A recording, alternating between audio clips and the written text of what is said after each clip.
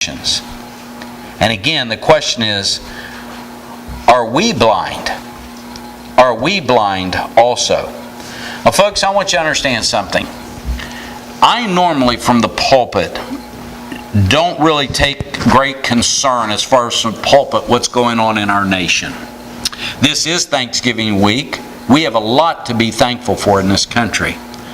But we've just moved into a very, very dangerous time in our country. And very few are aware of what has happened. You may have heard about the issue, but to actually understand what's going on in our country right now. We're at a critical, now I'll say this, we have crossed a critical junction in our country. And what we thought was a snowball that was building speed is going to very shortly become an avalanche. And I need to share some things with you. It's what's going on.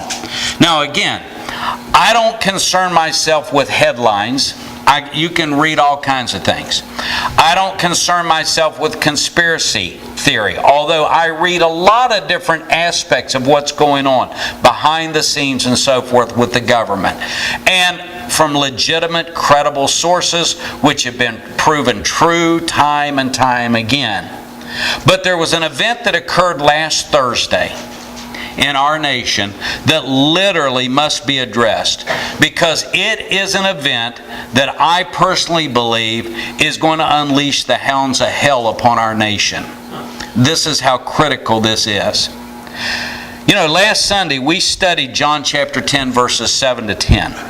And it was a passage again that described the thieves and the robbers which came before Christ as those who came to steal and to kill and to destroy. I want to read from a commentary. It was written just in 1991. This is back in the middle of George Bush the older, senior's term. So before Bill Clinton, before George W., before Obama, okay? This was written in 1991. It's in a commentary called The Gospel According to John. It's D.A. Carson's. And he was writing concerning chapter 10, verse 10. And he said this concerning the imposters that are out there and what they're doing. He said, the world still seeks its humanistic political saviors. It's Hitler's, it's Stalin's, it's Mao, which again was Mao Zedong from China. It's Pol Pot's in the killing fields. And only too late does it learn that they blatantly, now listen, blatantly confiscated personal property. Why? The thieves came to steal. They ruthlessly trampled human life underfoot. Why? They come only to kill. And they contemptuously savage all that is valuable. They come only to destroy. And that's on page, again, 385 from his commentary. Now last Thursday, and you might want to mark this date on your calendar because this was a changing date. On November 21st, 2013, we saw an event that took place in Washington, D.C. that literally, I believe, sealed the fate of our country. It is the most egregious attack on our nation's constitution and on our civil liberties, on our embodiment of how we have three different branches of government. It's the greatest attack that has ever occurred, I believe, in our nation. And again, what was that? Well, on Thursday, President Barack Obama and Senator Harry Reid effectively ended 250 years of the checks and balances placed upon our country according to our Constitution by our forefathers, who, by the way, believed in the sovereignty of God and the unalienable rights of the citizens. It's called the Reid Rule, or what was called, again, the nuclear option. Some of you may have read some about this. You may have not have. Maybe you've just heard about it, but you don't understand maybe what's going on. Or maybe you know a lot more about it than I do, but let me share a few things. Again, that rule has ended two of the Senate's most important functions in this country. The first, again, is keeping the executive branch, the president, in check. The second is defending the Constitution. Now, I want you to know, like I say, I don't like to mix the things of Caesar and the things of God. But I know one thing, the pastors in this nation, early on in our country, spoke out about what was going on in government, spoke out about the corruption that was going on and the effect it would have on our nation. And so I want you to understand something. Two basic key functions of the Senate are gone. The ability to hold a president in check and defending the Constitution.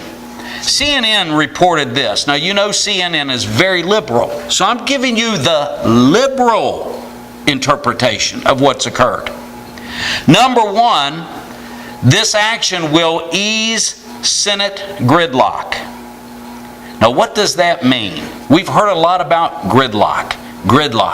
President can't get things because of gridlock. What it means is the minority party can no longer block any appointment the president makes to the cabinet, to the ambassadors, or to the judges. That is over. There is no more political authority from the Senate.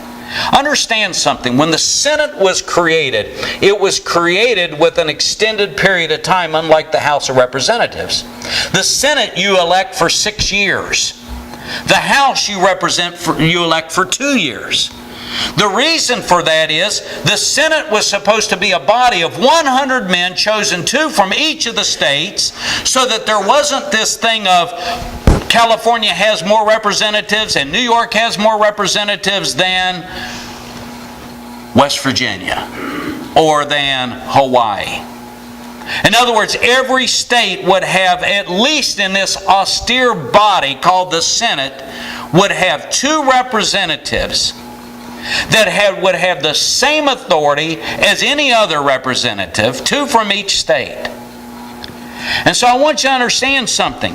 It was a 6-year length of time so that they wouldn't be influenced every 2 years with election, so that they would be the body that purposely caused gridlock, so that things wouldn't just be rushed through on a whim.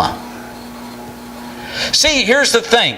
The House of Representatives, every 2 years, they're voting on financial issues and so forth, and you've got people that are in and out and up and down and whatever it happens to be. Although we know in recent years, some of them have been there for life, okay? But the idea was, you went, you served 2 years and you came back, or you served 4 years and you came back. The Senate, on the other hand, the idea was this was supposed to be a group of men who would keep things in check so that every little thing didn't cause us to go every direction. And they were supposed to be the stubborn group that it took a supermajority in order to get something changed. Why? Because the Constitution had certain guidelines that needed to be protected. It's not protected by democracy. We are a republic. A constitutional republic. And the Senate's job was to keep that in check. That's been eliminated. Now it's a simple majority. Now what does that mean? Well, that means at this point in time that any judge that the president puts up, any ambassador that the judge puts up, any cabinet member or any other post he so deems, as long as he has 51 of the 100 senators, it goes through.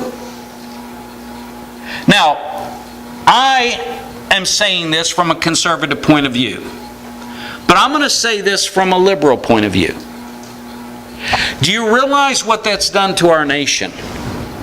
You say, well, that means President Obama has 55 senators, and so he's going to have whatever he wants rubber stamped. That's true. But you also realize that if there is a conservative president in there, and that they get control of the Senate, again, that means whatever they want's going to be just stamped and put through. I'm telling you, folks, this is the most dangerous rule. That's why they called it the nuclear option. It was such a dangerous move that it could set up the ruining of this nation. That's why it's never been done for 240-something years. It was done last Thursday. Why? Because we have a president and we have a Senate that wants power. Now, guys, I want you to understand something. I am not opposed to President Obama. And I say this for this reason. I believe that God ordains and puts the leader in power that He ordains. I believe that we should pray for our president. I believe that God lifts up leaders, good or bad, dependent upon how His people are living their lives. And so God will bring up a tremendous leader, and He will bring up a very wicked leader. And I'm not putting Obama in a wicked leader camp. What I'm saying is, we don't know what's coming in the future. And the concern is, even with what's going on now, it's dangerous. How much will it be more dangerous in the future? Guys, we have lost a major battle in this country. And we are going to see on a very rapid basis a number of different things that are going to occur. I'm going to mention a few here in just a minute. Think about this. Anything the president wants at this point, as long as he has at least 51 votes in the Senate, it's going through. That's concerning his cabinet. That's concerning appointed positions. That's concerning ambassadors. That's concerning judges. Now, some have said, but it's not in writing, that this would not affect Supreme Court. They also said the nuclear option would never happen. Okay? So just be aware of that. Number 2, from CNN, it means more new judges. Again, this means President Obama can appoint any liberal judge, and by the way, that's exactly who he's been appointing. Why has there been so much gridlock on this? Because he has thrown people up there that absolutely are in opposition to most everything we believe.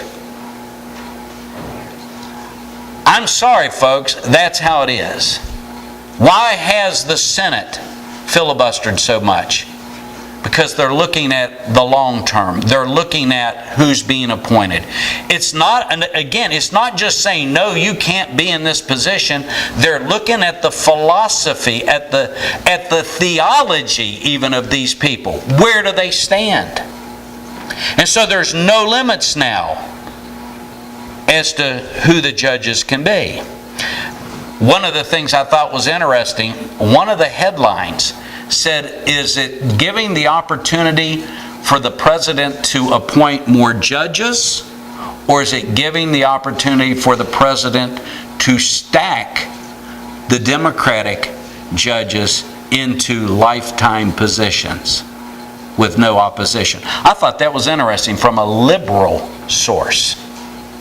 See, I think there are those who are liberal who say, this is not good.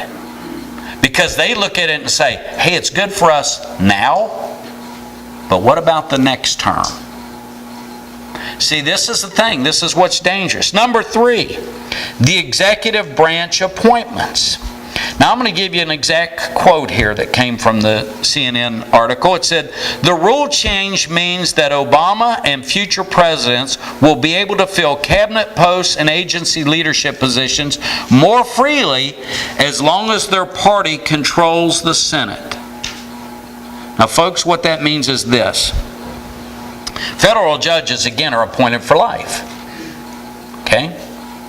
That means a stacking of the bench will rule, based on this president, will rule in favor of homosexuality, abortion, Obamacare. It means that the freedom of speech and the right to bear arms are going to be challenged from liberal courts. I'm just telling you how it is. It means there's a crisis that's going on. Number 4, rules and regulations. It means a faster implementation of the president's policies. That means concerning like the Kyoto Accord, which is the greenhouse gases and all the things that tie in with that, that's going to jack the rate of to drive a car, to heat your house, to everything else. Joe Manchin was one of the 3 senators. He's from West Virginia. He's a Democrat. He was one of the 3 senators that voted against this. Now, I don't know why he voted against it. I know why he's voted against other things from West Virginia, because West Virginia survives on its coal industry. And the coal industry is being attacked. And so Joe Manchin has stood up for the coal industry. Now, I don't know if that's part of his reasoning that he voted against it, because now the president, with literally the signing of a piece of paper, it's going through. And so that's a concern. The Affordable Care Act, called Obamacare, it's going through, folks, with no hesitation, with no, matter of fact, with no direction.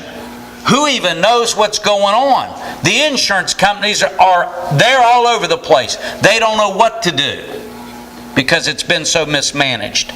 That means any United Nations agreement, which has to be approved by the Senate, will be rubber stamped. Guys, that means our sovereignty rights can be gone in a day's time. We're not talking about having the Senate even fight with one another. We're talking 51 out of 55 say, President, we're on your side. It's signed and it's done. That means gun control policies are going to be out the window. What I'm trying to say is, what occurred last Thursday officially crippled the Constitution of the United States, because we no longer have 3 branches of government. We have one. Now, why am I saying that? Because the one appoints the judicial, which pulls it under the executive. And the Senate no longer has any effect. The Republicans don't even need to go to work anymore. They can't stop anything. It's over. And the House, it really doesn't matter, because they're primarily financial issues. They can stop things financially, but we saw they tried to do that and that didn't fly with Obamacare. What has occurred on Thursday, November 21st, is the most crippling action this nation has ever seen. Ever seen. Because it's changing the whole fundamental aspect of our nation. And if you remember, when President Obama was elected, he said he's going to change this nation fundamentally. That just occurred officially last Thursday. We're on dangerous grounds. The 5th thing they list was thorny politics. Senate rule changes apply. This is a quote. Not only to appointments and nominations, Senate rule changes apply only to appointments and nominations. Now listen, not legislation. What does that mean? Think about what they're saying here. Senate rule changes apply only to appointments and nominations, not to legislation. That means, as of this point, they can't just by majority change any law that's out there too. But listen to the next part of this. While some Democrats call for a similar move to apply to the proposed laws, such a step seems unlikely. In other words, what they're saying is, by that majority vote, they can change laws on a whim as the president sees fit. Guys, when our country was set up, it was set up so that we would not be a monarchy, so we would not be a dictatorship. I'm going to tell you something. For those of you that are older and you remember World War II, when Hitler came on the scene, Hitler was seen as a savior. Hitler unified his power based on certain things. He was brilliant. He wasn't a madman till the end. He was brilliant in how he got, again, authority from one group and then from another group, and eventually when the Reichstag, whatever, burnt down, what was the name of the building? And then he consolidated his power. And you know what? Then it became too late. And there were many pastors in Germany that spoke out and sounded a warning and said, watch, this is what's going on. And they were ignored until it was too late, and then they were executed. Now I'm telling you something. We have crossed the boundary, a very dangerous boundary in this country. When the power of government is consolidated into one branch of government, tyranny will follow and people will suffer. Let me say that again. When the power of government is consolidated into one branch of government, tyranny will follow and the people will suffer. Now, you know, as dark as this is, and I'm telling you what, I have been sickened by it since Thursday. As dark as this is, our hope is not in the government. Even if it was on our side, our hope is not in the government. Our hope is not in government programs. Our hope is not in the church. You understand that? Our hope is not in the church, for the church of the living God is becoming more and more lukewarm. Our hope is not in the church. Our hope is in the Lord.